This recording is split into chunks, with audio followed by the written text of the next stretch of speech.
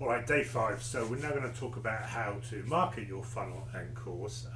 Now, quite clearly, there are a plethora of books out there that you can read and digest at your leisure, but what we can do on the bootcamp here is hit the ground running and look at the key things that we want to do in order to make sure that you get the right people to be attracted to your funnel or your course or whatever it is you're doing, how to get hold of them, how to get in front of them, and how to convert them. So this is going to be the short, sharp, get it done approach. Your weekend task will be to digest this and go away and come up with a marketing plan of sorts to enable you to promote your course, your funnel, and get the right audience in front of it. So, okay. First things first, this is key. You'll see this on every marketing course that talks about promoting what you're doing or should do, because the most important message is that you do not sell to everyone.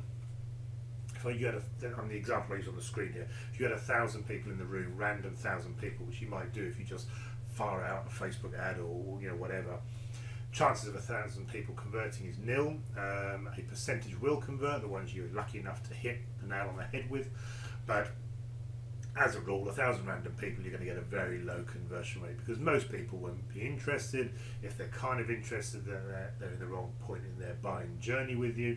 They may not understand what you're doing. And the small handful that get the message, they get the product, they get the service, they get the value, they get the price point, they'll convert, but it won't be many. Now, if you could hand pick 1,000 people, all of whom you know are going to be interested in your product, they share the same problem, they can understand the solution that you're providing and the product or service that you're providing, and there's a key price point. If you had 1,000 people that met that criteria, obviously the conversion rate is going to be much, much higher. So that's what you must do. It's often called the perfect customer or the customer avatar. You will hear other people talk about this, and no apologies for me repeating it again. You need to define your audience. You do not sell to anybody. If I say to you, who would buy your product, and you say, hey, well, anybody in the world, flip it over. What you've got to say is, I'm going to sell to 25 to 40-year-old women who have got 2 kids, who go on holiday twice a year, who have an income of X, who own a luxury car, who are interested in technology but not too much, who are interested in design but not too much, have and so on and so forth. You need to define that audience, and that marketing channel, as we call it, will be sent out to that segment of the population. The 2 terms there, channel and segment. It may be that you say, yeah, but Simon, I could also go after men. Well, that's fine. You can just duplicate all of those and replace them with men and their criteria. Perhaps they like gadgets, stereotyping men, that sort of thing. Maybe they don't. Maybe they like sport. Maybe they don't like sport. Maybe they like football but not rugby. Forget me stereotyping everybody. You need to specify and niche your audience, because then the important thing is the message and your positioning, your promise, are going to be specific to that audience. And you may well and probably will have multiple marketing channels. One for the people who are women, one for the people who are men, to go really aggregate it up, and so on.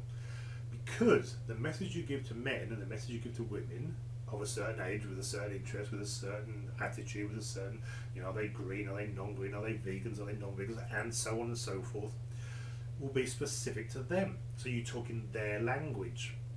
You'll use different language to meat-eating women as you will to meat-eating men. If you're doing a vegan course, it will be different.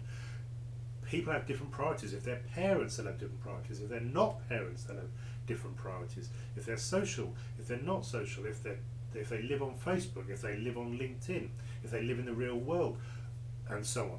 Different channels for different people, so that you can be bang on in terms of your marketing, in terms of your message, your positioning, what your promises, what their problem is, what their barriers are, what your solutions are, and so on.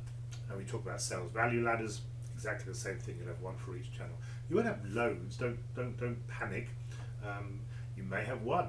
Awesome. But you may have 2 or 3. In which case you'd have different adverts, different landing pages, different sales value ladders as you convert them up to the higher offers. So you may have 2 or 3. No problem with that, because then you can niche down and talk their language, talk about their specific problems. Hopefully I've stressed the point enough. So I've given you some example questions here. These are not definitive questions, these are example questions. What common problem are they facing? Where do they hang out?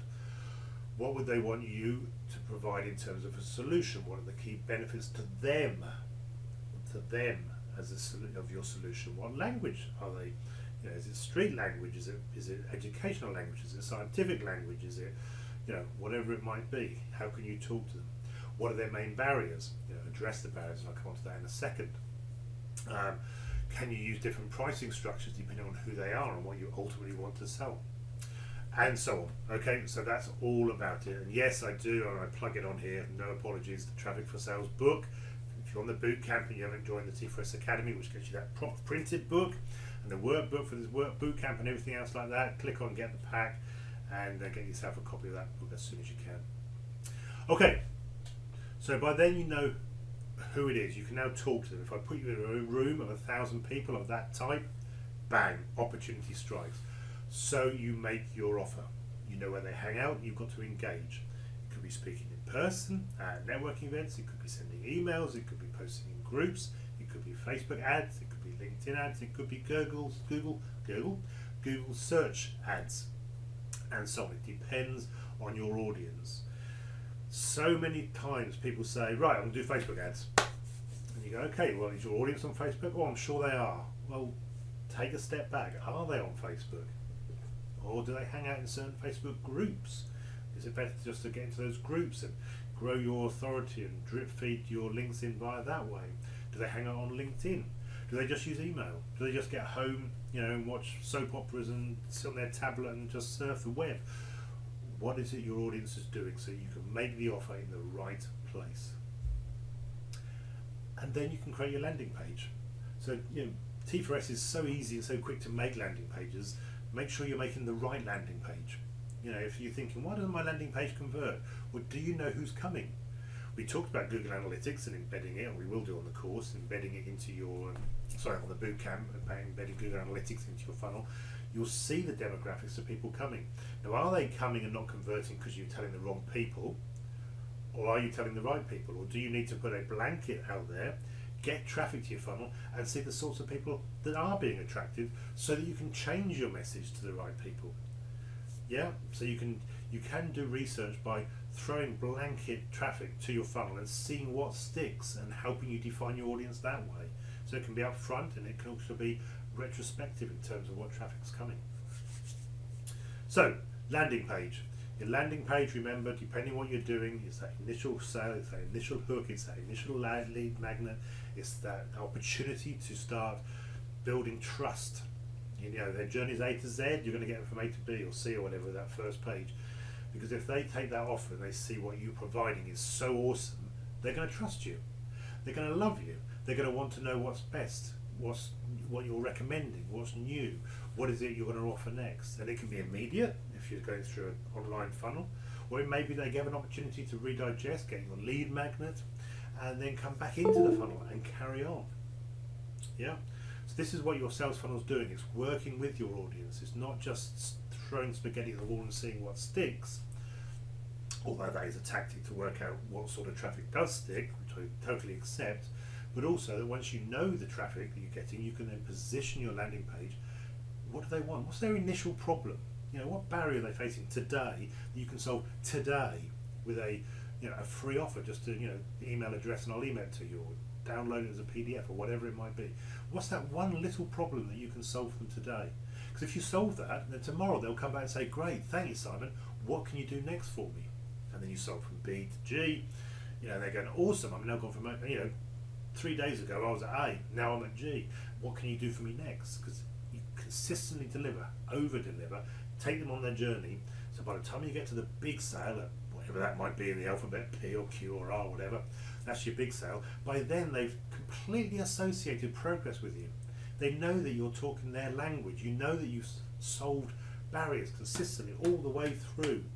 You've offered value, whatever price you're offering it at, you've offered value and more so, and they've gone from A to P or Q, whatever it might be, and that's when you hit them with the big sales value ladder.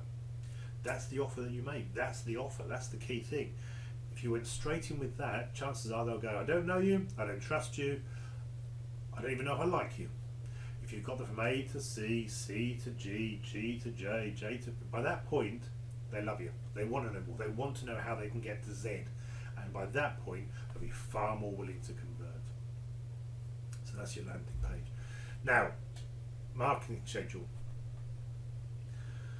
It doesn't have to be onerous, but it's a very, very good idea to scribble down what it is you're going to be doing. The old cliche is, to fail to plan is to plan to fail. I'm not talking about launching Microsoft Project Manager and producing a 25-page Gantt chart. No, what I'm saying is, these are my weekly targets. On Monday, I'm going to do one post to one group. And on Tuesday, I'm going to go back, check the answers, because that's a killer failure, is when people post something in a group, they get responses, never go back. You must respond to grow that authority. Wednesday, you'll do post in group number 2. Send out an email. Thursday, you'll do this. Friday, you'll do this. This is the marketing schedule.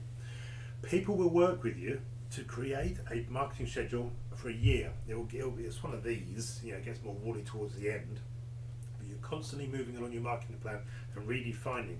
So it's sharp and to the point this week, next week a bit fluffier and so on, but each week you move forward and once a week you redefine next week's activities with your marketing schedule. So do it. Just do one thing every day. Don't make it onerous. Don't go crazy. Don't start doing email sequences and social media and God knows what else. Just one thing every day. One thing. Make it a habit. If you have a morning cup of tea, do your Facebook group post. Or if you prefer to do it before you go to bed, or if you're in bed, or over lunch, or 10 o'clock, or whatever it is you want to do. Make yourself a habit and a routine. So when you put the kettle on, while it's boiling, you make your post. By all means, plan it out. It won't take long for you to create, let's say, 20 topics to post. Okay, it's a cup of coffee job or a glass of wine job. But you get 20 topics, that's a month worth of working day posts. If weekend, remember your audience, do they hang out at the weekend or do they hang out during the week? If they hang out at the weekend, do 28. That's 4 weeks, one a day. These are not long tomes. You're not writing an essay every day. This is a paragraph or two in the right place, asking the right questions to the right people, just to get that engagement and build your authority. And by doing that on a daily basis, you will gain authority. You will gain a presence. You will make friends. You will, at the top of your ladder where you are now, start pushing towards it, because people will start asking you, where do I go to find out more? And that's when you introduce your link. Do not, please do not send out friend requests, which actually, as an aside, that could be a target. I want to find 10 people and make contact with them. Do not fire out friend requests or connection requests on LinkedIn and say, hey, my name's Simon, I do this, click here for more info, because you will fail miserably. You need to contact these people and say, hey, I see you in the same space, I love what you do, tell me more. Get them to talk. You want them in the friend zone. This is not covert stuff, because you will benefit and they will benefit. But make friends first. I saw your post on X, could I ask you a question? As you talk with them, and this will just happen organically, they will at some point say, what do you do? And by that point, if you've warmed up your friendship, not covert, you've warmed up your friendship, you can drop them a link and they'll be happy to have a look at it. So include that in your marketing schedule. Reaching out to people. Reach out to one influencer every week and make friends with them. Don't try and sell to them. Just let that influencer know that you exist, and through conversation, express an interest in what they do, give them some sort of benefit, offer them a tip or a bit of advice or something. Just get them in, and lo and behold, those influencers will become friends, and friends will ask for a link. And then they'll want to know more. And then they, because they're influenced, will see the perceived benefit of working together, or taking your service or your product or whatever it might be. Okay, last thing, action orientated. Record every single question or barrier that people ask you. I wouldn't do that because it's too big. I wouldn't go with that because it's too expensive. I don't know who you are. I don't know whether you've got credentials. I don't know where you are. I don't know if we could get on. So on and so forth. How can you go back and make sure that on your landing pages you can get rid of those barriers if you forget what those barriers and questions are? Because all of those barriers and questions, you'll answer it the first time, scratch your head maybe, but you'll have an answer. And let's say it's, I want to know about your credibility. And you go, well, that's okay because I've got a whole bunch of testimonials, have a look at them. And you put them on your landing page. So the next person who comes along, barrier, gone. I don't know how we'll talk, let's say your consultancy. I don't know how we'll talk. It's a barrier. You don't want anybody having any questions. You answer, well, we can use Skype or Zoom or whatever it might be. Then on your landing page, under your perhaps a frequently asked questions section, how do we communicate? We use Zoom, Facebook Live, chat, whatever, telephone, whatever it might be. It's there, the barrier, gone. There's an old sales analogy of a corridor, and your sale is the door at the end, and all the doors down the corridor are open. Every open door is a barrier, a way out. People say, oh, I'm not sure because. And most people won't ask you the question. Most people can't find the answer, and so they leave. What you're doing here is shutting those doors all the way along the corridor. So by the time they get to the end, all of their questions and barriers have been answered.